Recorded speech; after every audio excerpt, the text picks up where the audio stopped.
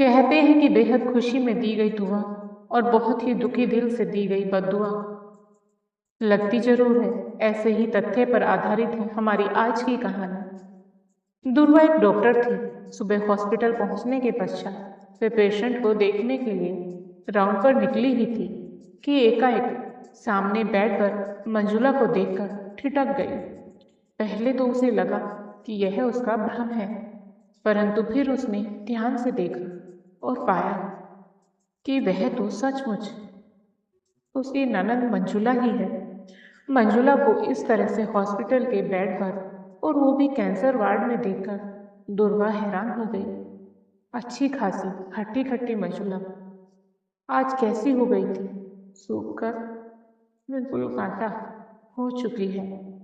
खैर, दुर्वा वहां से आगे बढ़कर अपने पेशेंट को देखने चली गई, लेकिन पेशेंट देखने जाते हुए भी उसका दिमाग अतीत में पहुंच रहा था।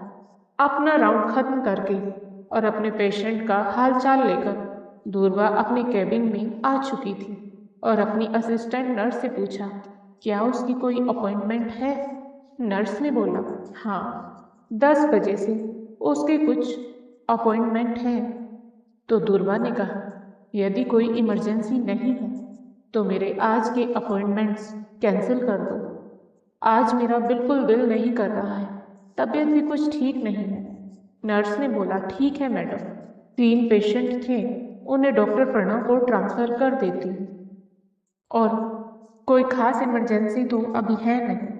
दुर्वा ने असिस्टेंट नर्स से बोला, ठीक है मनीषा, मेरी तबीयत थोड़ी ख़राब है, मैं घर जा रही हूँ।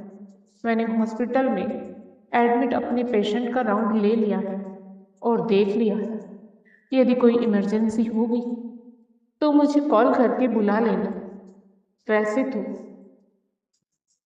सब ठीक ही है, इमरजेंसी की शायद ही कोई ज़रूरत पड़े। यह कहते हुए दुर्वा अपने घर की ओर निकल पड़ी। दुर्वा शहर की जानी मानी हार्ट स्पेशलिस्ट थी और चंडीगढ़ शहर के सबसे बड़े अस्पताल में कार्यरत थी। पर आज हॉस्पिटल के कैंसर वार्ड में अपनी ननद मंजुला को देखकर दुर्वा हैरान थी, और वह भी इतनी दयनीय अवस्था में। दुर्वा को यकीन नहीं हो रहा था।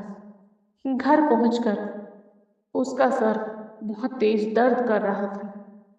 उसने अपनी मेड रेखा से 1 कप गरम गरम चाय बनाकर लाने को कहा और खुद बेडरूम में जाकर कपड़े चेंज करके बेड पर लेट गई।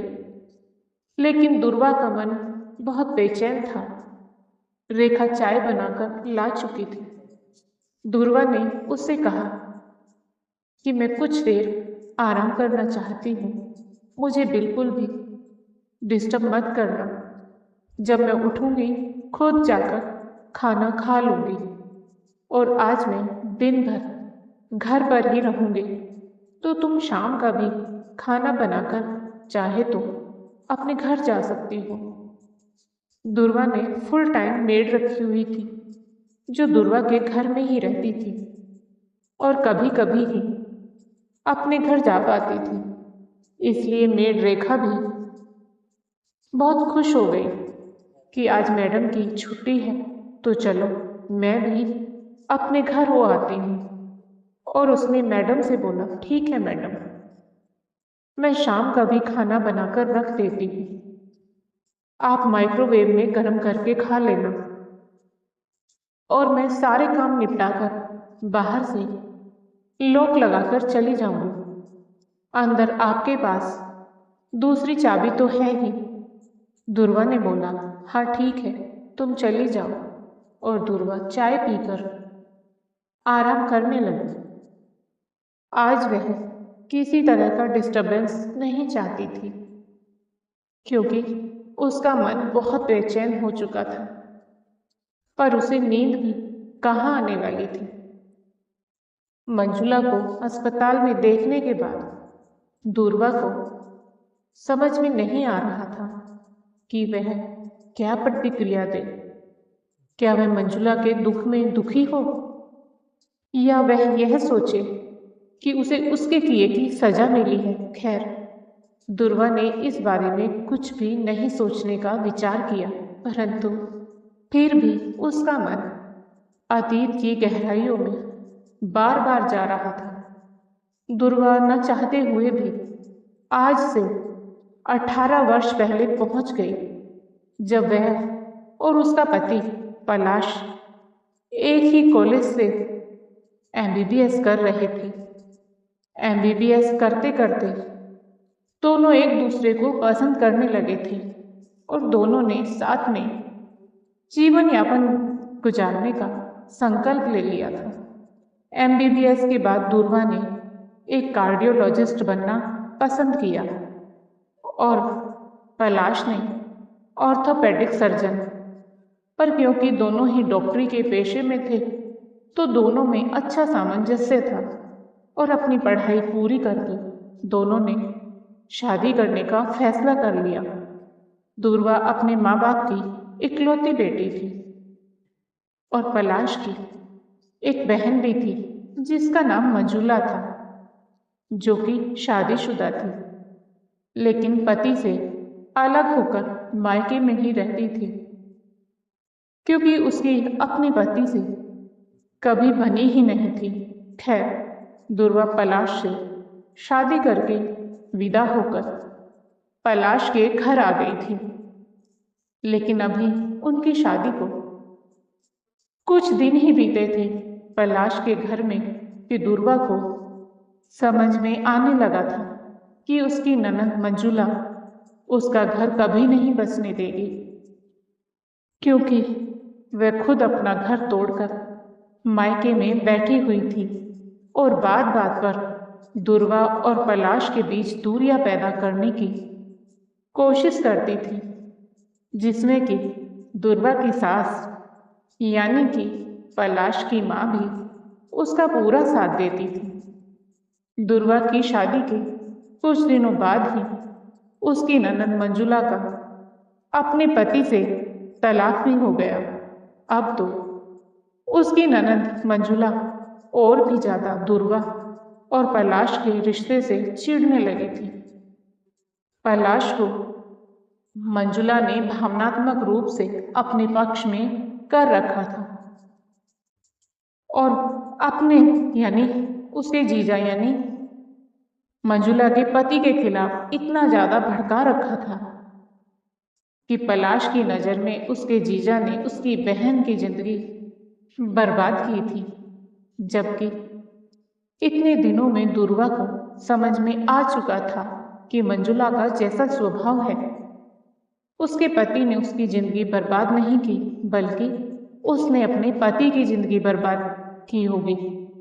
दुर्वा को हमेशा यही लगता था कि यह सब कुछ कम पढ़े लिखे अनपढ़ लोगों के घर में ही होता है, कि भाई भाभी की जिंदगी में ननद और सास मिलकर जहर घोलती हैं और हम लोग तो काफी हाई क्लास है, पढ़े लिखे हैं लोग हैं, हम दोनों पति पत्नी डॉक्टर हैं, तो हमारे घर में ऐसा कुछ नहीं होगा।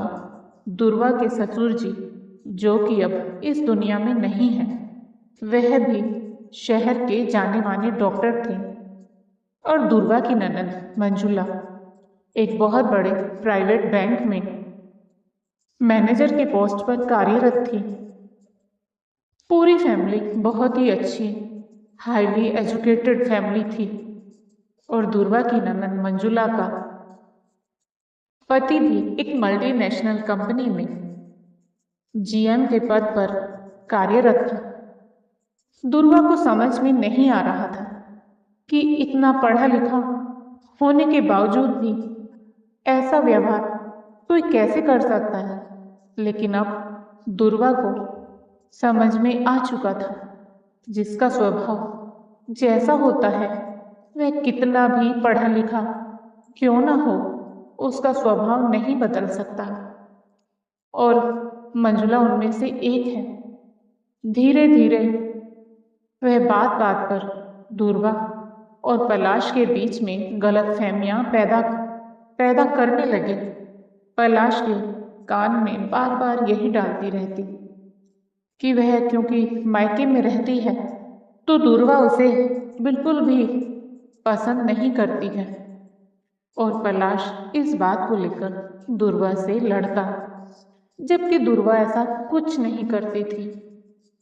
दुर्वा पलाश से बोलती भी थी कि मैं क्यों ऐसा करूंगी, कौन सा मैं उनका खर्चा चला रही हूं। वह तो खुद अच्छे पोस्ट पर काम करती हैं और किसी के ऊपर आश्रित भी नहीं है। जब चाहे अपना घर खरीद सकती हैं, तो मुझे क्या प्रॉब्लम होगी। लेकिन पलाश की माँ भी अपनी बेटी की तरह ही बेटे को उसकी बीवी से अलग करवाने की कोशिश में लगी रहती। सच्चाई यह थी कि मंजुला का अपना घर तो बसा नहीं था। अपनी घटिया हरकतों के कारण उसका अपना घर टूटने का मुख्य कारण यही था कि वह चाहती थी कि उसका पति सिर्फ और सिर्फ उसका होकर रहे, अपने माँ बाप भाई बहन से बात भी न करे, जो कि संभव नहीं था। इसलिए रोज रोज की लड़ाइयों से तंग आकर मंजुला के पति ने उसे बोल दिया कि तुम चाहो तो अपना रास्ता चुन सकती हो, तुम्हारे साथ गुजारा करना बहुत मुश्किल है और वैसे भी तुम किसी पर आश्रित तो हो नहीं, लेकिन तुम्हें खुश करने के लिए मैं अपने माँ बाप भाई बहन को छोड़ दूं, उनसे कोई संपर्क न रखूं, यह तो कोई बात नहीं हुई और यह हो भी नहीं सकता। पति के इतना बोलते ही मंजुला भी गुस्से में अपने मायके आकर बैठ गई थी और मंजुला ने अपने अहम रिश्ते को तिलांजलि दे दी। इसलिए अब मंजुला को बिल्कुल बर्दाश्त नहीं हो रहा था कि पलाश और दुर्वा का घर क्यों बसा रहे। वह तो हर पल यही चाहती थी कि जैसे उसका घर टूट गया है, वैसे ही उसके भाई और भाभी का घर भी टूट जाए, क्योंकि उन्हें देखकर उसे बहुत जलन होती थी। और पलाश कभी यह नहीं समझ पाया कि उसकी अपनी बहन का घर नहीं बस पाया उसके स्वयं के कारण, न कि उसके जीजा के कारण से। मंजुला की माँ यानी कि दुर्वा की सास, वह भी अपनी बेटी को खुश करने के लिए हर कदम पर उसकी गलत हरकतों पर भी उसका साथ देती थी। जब भी पलाश और दुर्वा आपस में थोड़ा हंस बोल लेते तो तुरंत ही मंजुला को अजीब सी जलन होने लगती और वह कुछ न कुछ ऐसा करती कि फिर कुछ ही देर के बाद पलाश और दुर्वा में भयानक लड़ाई हो जाती। फिर मंजुला और उसकी माँ मुस्कुराते हुए दुर्वा की ओर देखती और उसे इशारों इशारों में बता देती कि मेरे रहते तू अपने पति के साथ कभी खुश नहीं रह सकती है। दुर्वा ने एक दिन गुस्से में सीधा सीधा मंजुला से पूछ लिया कि आप ऐसा क्यों कर रही हो, मैंने आपका क्या बिगाड़ा है। मैं बहुत दिनों से गौर कर रही हूँ कि आप जानबूझकर मेरे और पलाश के बीच में दूरियां पैदा करने की कोशिश कर रही हैं। तो मंजुला ने भी खुल्लम खुल्ला बोल दिया, हाँ मैं ऐसा कर रही हूँ और मैं कभी भी तुम्हें चैन से नहीं रहने दूंगी। मैं कभी तुम्हारा घर बसने नहीं दूंगी। जब मेरा घर नहीं बसा तो मैं किसी का घर नहीं बसने दूंगी। मुझे बिल्कुल पसंद नहीं कि कोई अपने जीवन में खुश रहे, खास करके कोई दूसरी औरत मेरे घर में आकर मेरे भाई के साथ खुश रहे। यह तो मैं कभी नहीं होने दूंगी। दुर्वा को समझ में आ गया था कि मंजुला साइको टाइप की औरत है, जो अपना घर तो तोड़ ही चुकी है अब अपने भाई का घर भी बसा हुआ नहीं रहने देना चाहती। दुर्वा ने बहुत कोशिश की अपने और पलाश के रिश्ते को मंजुला की नजरों से बचाकर रखने की, परंतु मंजुला ने पलाश को इमोशनली ब्लैकमेल करके पूरी तरह से अपने कब्जे में कर लिया था। और पलाश कभी भी मंजुला को गलत मान ही नहीं सकता था, बल्कि वह तो अपनी बहन को के पति अपनी बहन को पति की सताई हुई औरत समझता था। एक सीधी सादी औरत जो ससुराल और पति की सताई हुई है। मंजुला की माँ भी मंजुला को यही समझती थी कि मेरी बेटी पर अत्याचार हुआ है, मेरी बेटी तो बहुत भली और अच्छी है, जबकि मंजुला बहुत ही नीच और गिरी हुई औरत थी। और पलाश की माँ अपनी बेटी मंजुला को खुश खुश रखने के लिए उसका साथ देती, और वह भी दुर्वा के साथ बुरा करती थी, परंतु दुर्वा पलाश के सामने कभी यह साबित नहीं कर पाती थी कि उसकी माँ और बहन उसके साथ कितना बुरा कर रही हैं। दुर्वा को अब समझ में आ गया था कि अब इन लोगों के साथ गुजारा मुश्किल है। वैसे तो दुर्वा और पलाश का हॉस्पिटल में ही सारा दिन गुजरता था, लेकिन जब भी वह दोनों घर पर होते तो कुछ ना कुछ ऐसा हो जाता कि उसकी और पलाश की लड़ाई हो जाती, और फिर माँ बेटी मिलकर उनके झगड़े में आग में घी डालने का काम करती, और फिर अकेले में दुर्वा को सीधा सीधा ओपन चैलेंज देती कि तुम्हें इस घर से निकाल कर रहेंगे। दुर्वा को लगता कि ननंद की तो मैं जानती हूँ कि वो ऐसा क्यों कर रही है, लेकिन एक माँ अपने ही बेटे बहू के साथ ऐसा कैसे कर सकती है? अपनी बेटी को खुश करने के लिए अपने बेटे की खुशियां कुर्बान कर रही है। ये कैसी माँ है? मगर दुर्वा को कभी समझ में नहीं आया कि पलाश की माँ को लगता था कि मेरी बेटी बहुत दुखी है, और अगर उसके सामने मेरे बेटे बहू खुश रहेंगे तो उसका दुख और भी बढ़ जाएगा। इसलिए वह अपनी बेटी के प्रत्येक गलती में उसका साथ देती रहती थी। दुर्वा को समझ में आ चुका था कि पलाश अपनी माँ और बहन के चंगुल में बुरी तरह से फंसा हुआ है, और वह कुछ भी कर ले वह उसकी बातों को कभी सच नहीं मानेगा। इसलिए दुर्वा ने अब कुछ भी बोलना छोड़ दिया था।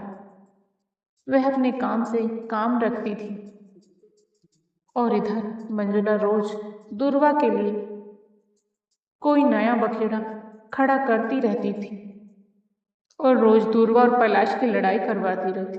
अब दुर्वा से बर्दाश्त नहीं हो रहा था। दुर्वा ने बहुत कोशिश की थी अपना रिश्ता बचाने की। पलाश को कितनी बार याद दिलाया कि पलाश, हमने लव मैरिज की है, न कि अरेंज मैरिज। तब मैं तुम्हें इतनी पसंद थी, तो ऐसा क्या हो गया कि मैं तुम्हें हर बात में गलत लगती हूँ?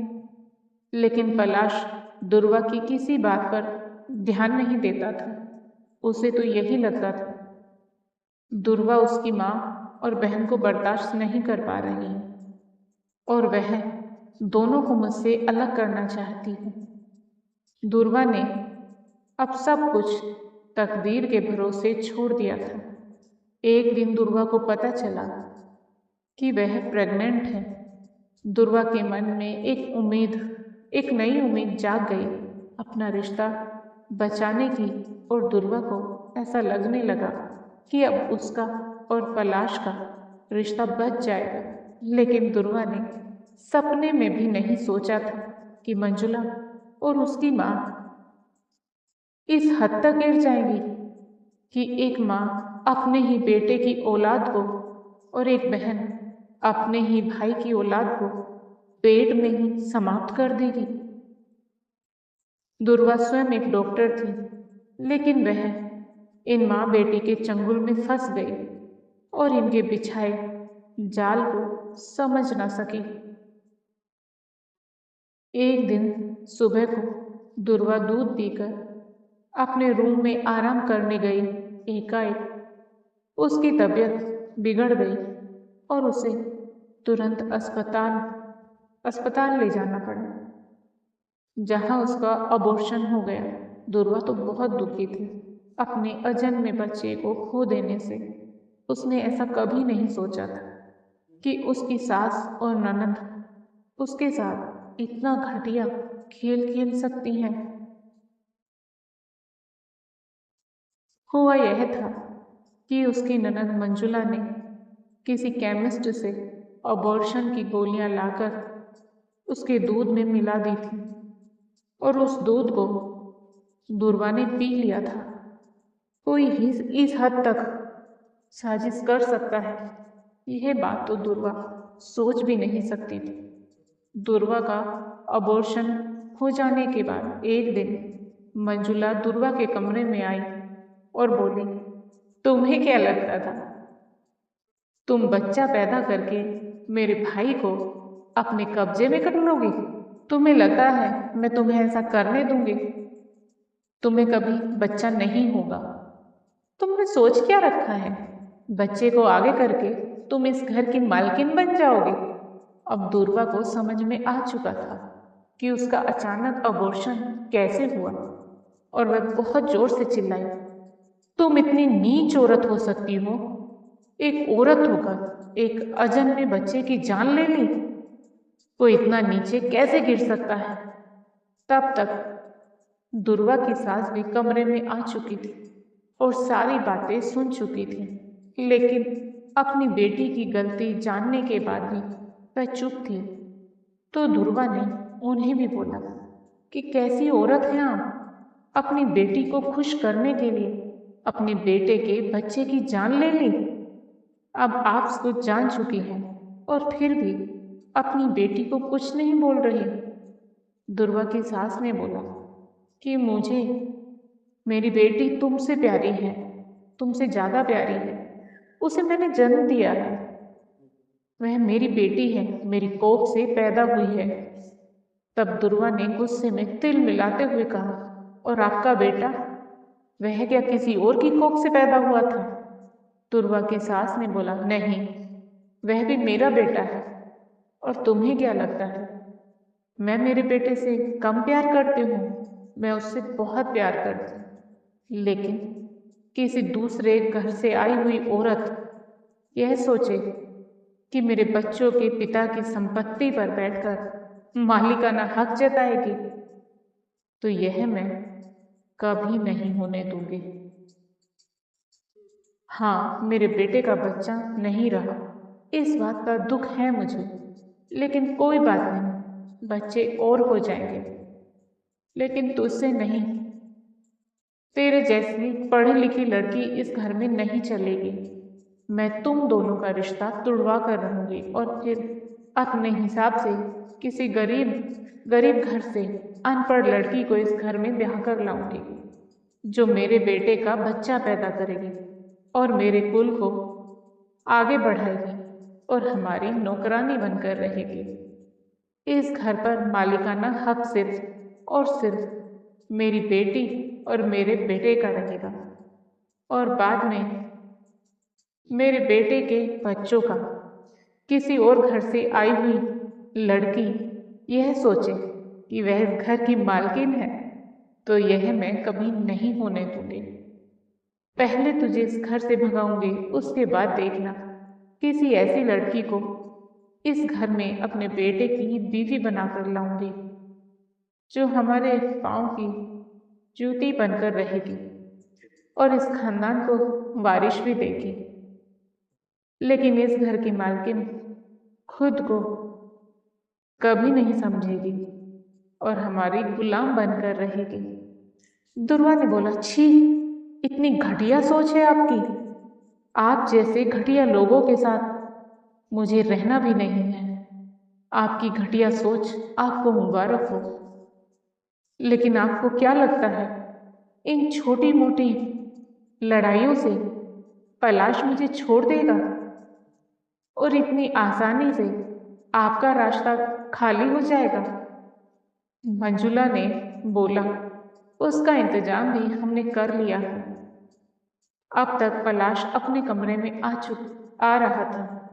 दुर्वा को कुछ समझ में नहीं आया मंजुला क्या बोल रही, और पलाश के आते ही मंजुला और उसकी माँ ने अपनी नौटंकी शुरू कर दी और दुर्वा के अलमारी से अबॉर्शन के पिल्स निकालकर पलाश के सामने ही दिखाते हुए बोली, अब देख तू अपने बच्चे के जाने का दुख मना रहा है और तेरी बीवी ने खुद दवाई खाकर अपना बच्चा गिराया है।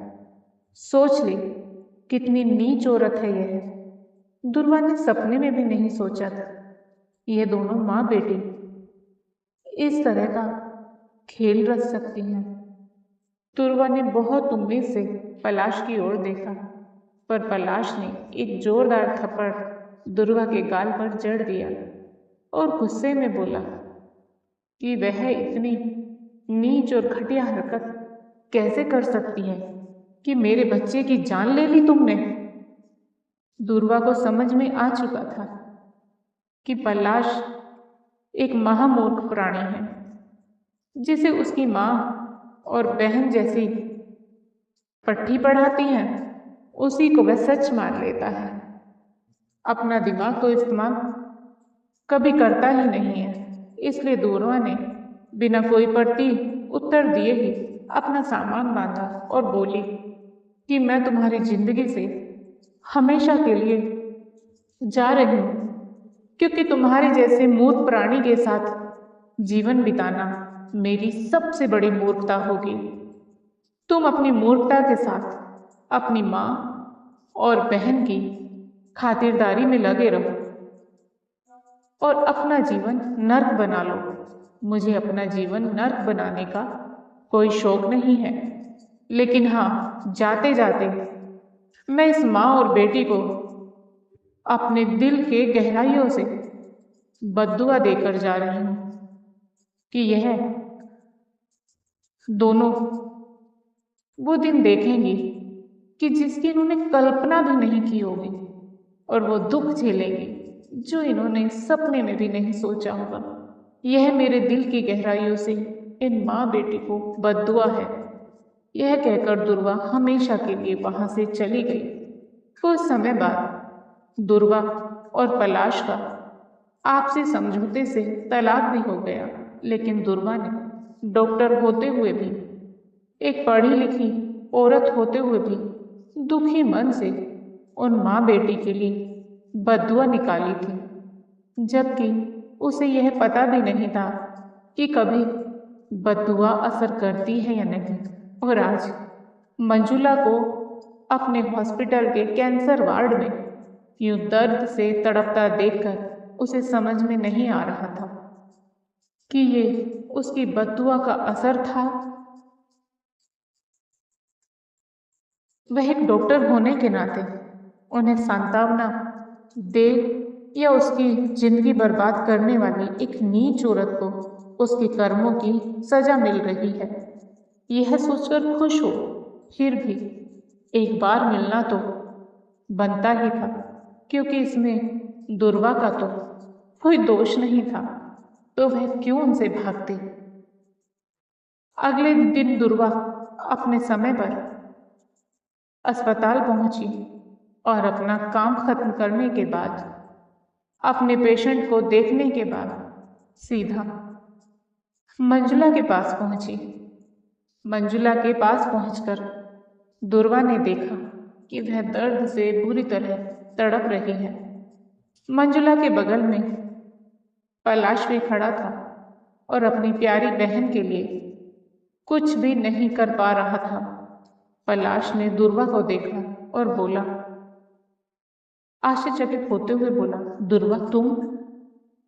दुर्वा ने बोला, हाँ मैं। क्या हुआ, तुम्हारी बहन को कैंसर हो गया? पलाश ने बोला, हाँ। अब यह तो किसी के हाथ की चीज नहीं है, सब ईश्वर की मर्जी से होता है। दुर्वा ने कटाक्ष करते हुए कहा, हाँ बिल्कुल, यह किसी के हाथ की चीज तो नहीं, लेकिन जो भी हुआ बहुत अच्छा हुआ। मैंने दिल की गहराइयों से इस औरत को बद्दुआ दी थी। पता नहीं था कि बद्दुआ से कुछ होता है या नहीं, लेकिन अगर होता है तो यह जान लो कि इसे मेरी बद्दुआ लगी है।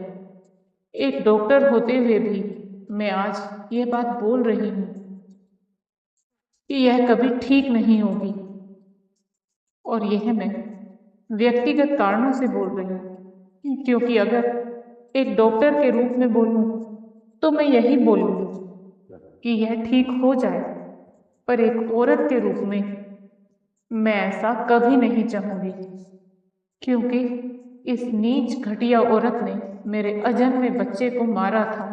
और वैसे भी मेरा तो इससे कोई लेना देना नहीं है। मैं तो व्यक्तिगत तौर पर यह देखने आई थी कि जिस औरत ने मेरी जिंदगी तबाह की थी, आज उस औरत की जिंदगी तबाह हो रही है, तो मुझे सुकून मिलता है या नहीं? और सच मानो, मुझे बहुत सुकून मिल रहा है। पलाश फिर से चिल्लाकर बोला, दुर्वा, कैसी औरत हो तुम? एक डॉक्टर होकर एक मरीज के दुख में तुम्हें सुख मिल रहा है? दुर्वा ने कटाक्ष करते हुए बोला, नहीं, एक मरीज के दुख में मुझे सुख नहीं मिल रहा, बल्कि एक घटिया दिमाग वाली नीच घटिया औरत, जो कि कभी मेरी ननंद हुआ करती थी और जिसने मेरा घर बर्बाद कर दिया, और जिसे घर से निकलते वक्त मैंने जी भर के बद्दुआएं दी थी, आज जब वह बद्दुआ रंग ला रही है तो उसके दुख में मुझे सुख मिल रहा है, और एक महामूर्ख पति के दुख में मुझे सुख मिल रहा है, जिसे अपनी बहन का तो दुख है, लेकिन अपने अजन्मे बच्चे की मौत का कोई दुख नहीं था। कभी जानना भी नहीं चाहा कि उसे दुनिया में आने से पहले ही किसने नहीं आने दिया। एक माँ पर इल्जाम लगा दिया, उसके ही बच्चे की हत्या का एक बार भी नहीं सोचा कि क्या एक माँ ऐसा कर सकती है। लेकिन आज एक बार फिर कुदरत ने मुझे मौका दिया है। उस दिन तो मैंने तुमसे कुछ नहीं कहा, लेकिन आज कान खोल कर सुनो पलाश, तुम्हारे अजन्मे बच्चे को मैंने नहीं, तुम्हारी इस नीच घटिया बहन ने मारा था, और भगवान ने इसे इसके किए की सजा दी है, जिसने एक अजन्मे बच्चे को धरती पर आने से पहले ही खत्म कर दिया था। और उसने मंजुला की आंखों में देखा। मंजुला सब कुछ सुन रही थी और पश्चाताप के आंसू उसकी आंखों से बह रहे थे। तब तक मंजुला की माँ व्हील चेयर पर वहां आई। वह पूरी तरह से लकवाग्रस्त थी। उन्हें देखकर दुर्वा को समझ में नहीं आया कि वह भगवान के इंसाफ को क्या कहे।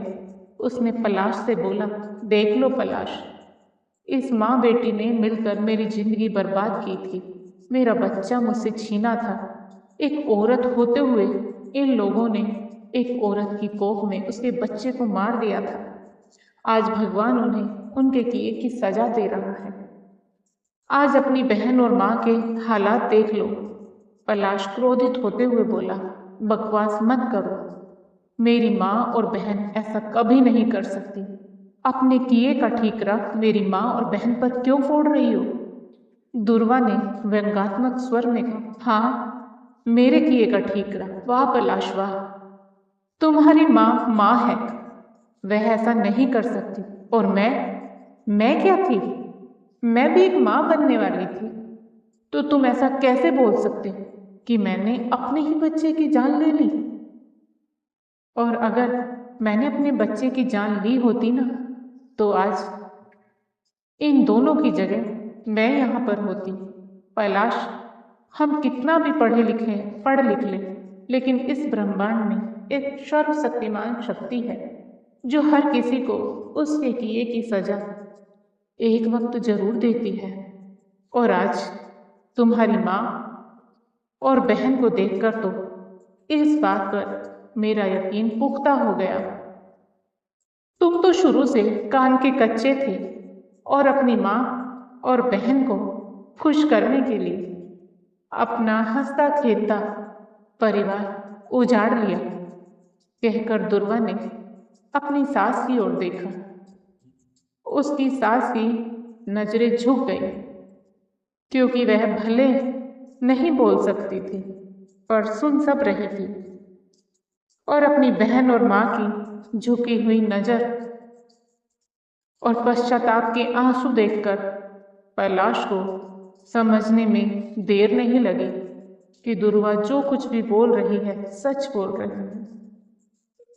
तब तक डॉक्टर मंजुला को चेक करने के लिए आए और दुर्वा को वहां देखकर बोले, अरे डॉक्टर दुर्वा, आप यहाँ क्या कर रही हैं? कैंसर वार्ड में?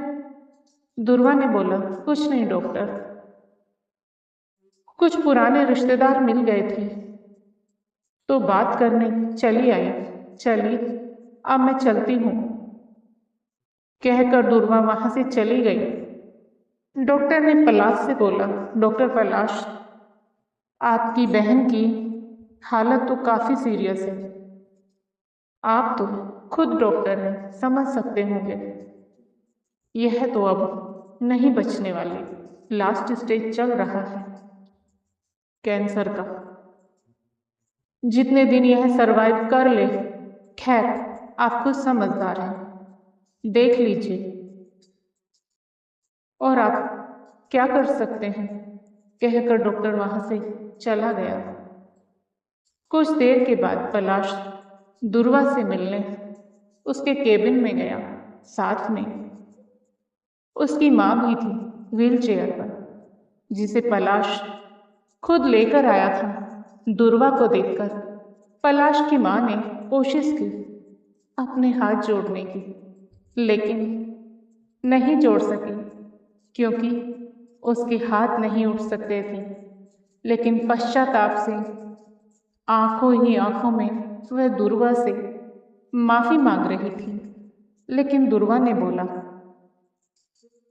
प्लीज अपनी मम्मी को यहाँ से ले जाओ, मैं तुम लोगों की शक्ल भी नहीं देखना चाहती। कैलाश बोला, दुर्वा, मैं जानता हूँ मैं और मेरा पूरा परिवार तुम्हारा गुनहगार है। आज मुझे सच्चाई पता चल चुकी है, जो कि मुझे मेरी माँ और बहन की आंखों में दिख रही है। और तुमने मुझे बहुत बार यही सच्चाई दिखाने की कोशिश की, लेकिन मैं माँ और बहन के अंधे प्यार में नहीं देख पाया। दुर्वा ने बोला, पलाश प्लीज तुम जा सकते हो, मुझे तुम लोगों से कोई गिला शिकवा नहीं। हाँ, मैंने तुम्हारे घर से निकलते वक्त बद्दुआ जरूर दी थी, और आज समझ में आ गया कि दिल से निकली बद्दुआ जरूर लगती है। खैर, तुम्हारी वह बीवी कहाँ है जो तुम्हारी माँ और बहन तुम्हारे लिए लाने वाली थी? एक अनपढ़ गरीब घर की लड़की, जो कि उनकी नौकर बनकर जिंदगी भर उनकी सेवा करती और तुम्हारे खानदान का वारिस पैदा करती। कैलाश ने बोला, कौन सी बीवी? मैंने आज तक शादी नहीं की। दुर्वा ने आश्चर्यचकित होकर कैलाश की ओर देखते हुए कहा, क्या तुमने शादी नहीं की? पर तुम्हारी माँ और बहन तो मुझे उस घर से निकालकर अपने लिए एक गुलाम तुम्हारी बीवी के रूप में लाने वाली थी, जो तुम्हारा वारिस पैदा करती और जिंदगी भर तुम्हारी माँ और तुम्हारी बहन के तलवे चाटती। कैलाश ने गंभीर होते हुए कहा, दुर्वा, तुम्हारे जाने के बाद मेरा प्यार और शादी पर से विश्वास ही उठ चुका था, क्योंकि मेरी बहन का घर भी टूट चुका था और मेरा घर भी टूट गया। इसलिए मैंने फैसला कर लिया था कि मैं अब कभी शादी नहीं करूँगा। मम्मी और मंजुला दीदी ने बहुत कोशिश की कि मैं शादी कर लूँ, परंतु मैंने साफ मना कर दिया कि मैं कभी शादी नहीं करूँगी। हाँ पलाश, तुम्हारा शादी और प्यार पर से विश्वास जरूर उठ गया था, क्योंकि तुम्हारी बहन ऐसा चाहती थी। लेकिन तुम्हारा और तुम्हारी बहन का घर टूटने में तुमने दोषी हमेशा अपनी जीवन साथी को माना। लेकिन सच यह है कि तुम्हारी बहन का घर भी तुम्हारी बहन ने स्वयं तोड़ा और तुम्हारा घर भी तुम्हारी बहन ने तोड़ा। पलाश, पति पत्नी में एक विश्वास का रिश्ता होता है। तुम्हें अपनी माँ और बहन पर तो विश्वास था, लेकिन अपनी जीवन संगिनी पर नहीं था। वो जीवन संगिनी जो अपने सब रिश्ते नाते छोड़कर तुम्हारे लिए, तुम्हारे साथ, तुम्हारे घर आई थी, उस पर तुमने कभी विश्वास नहीं किया और यही कारण रहा तुम्हारा घर टूटने का। खैर, तुम अपनी जिंदगी में आगे बढ़े हो या नहीं बढ़े हो, वह तुम्हारी मर्जी। यह तुम जानो। तुम मेरी जिंदगी का एक अतीत थे, एक घटिया अतीत जिससे मैंने कभी प्यार किया था, और वह मेरी जिंदगी की सबसे बड़ी गलती थी। एक महामूर्ख प्राणी से प्यार करना, जिसके लिए हर रिश्ता महत्वपूर्ण था, केवल अपनी जीवन साथी को छोड़कर। पलाश, मैं अपनी जिंदगी में बहुत आगे बढ़ चुकी हूँ।